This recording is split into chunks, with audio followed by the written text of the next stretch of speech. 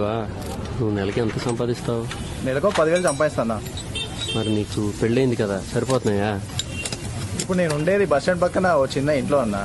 2 రూములు, నెలకు 3,000. పిల్లోడు గవర్నమెంట్ స్కూలు, నెలకు సినిమా కంపల్సరీ.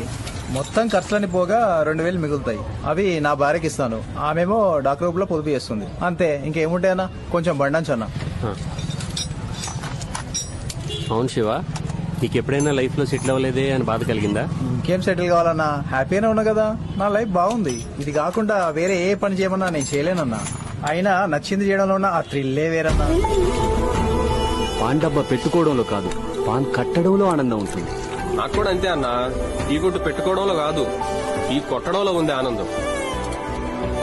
అట్లా ఒక్కో పనిలో ఒక్కో కళాత్మకత ఉంటుంది, మనసుకు తృప్తి ఉంటుంది. కూర్చొని మాట్లాడుకుందాం. ఇంకేంటి సంగతులు? అవును, ఎలా ఉందన్న ఈ డ్రైవింగ్ లైఫ్? సూపర్ తమ్ముడు. లాంగ్ డ్రైవింగ్ లో ఉన్న కిక్కే వేరు. మొన్న నేను మా సారు మెడ్రాస్ వెళ్ళినాం. మెడ్రాస్ లో అదే రజనీకాంత్ అల్లుడు ధనుష్ ఉన్నాడు కదా, ఆయన షూటింగ్. మా సార్కి ఆ ప్రొడ్యూసర్ కి మంచి ఫ్రెండ్షిప్ ఉంది. అందులో సమంత హీరోయిన్ ఫోటోలు కూడా దిగిన చూడు. అన్నా, నీకు లైఫ్ లో సెటిల్ అయ్యి ఉంటే బాగుండని ఎప్పుడైనా అనిపించిందా? సెటిల్మెంటా అంటే ఏంటి తమ్ముడు?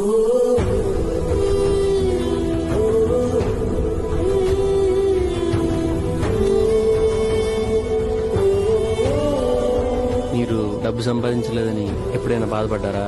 చూడు బాబు, ఈ ప్రపంచంలో 2 విషాదాలున్నాయి. ఒకటి డబ్బు లేకపోవటం, 2 డబ్బు ఉండటం. ఇక్కడ డబ్బు ఉన్నా లేకపోయినా మనిషికి బాధ కామన్.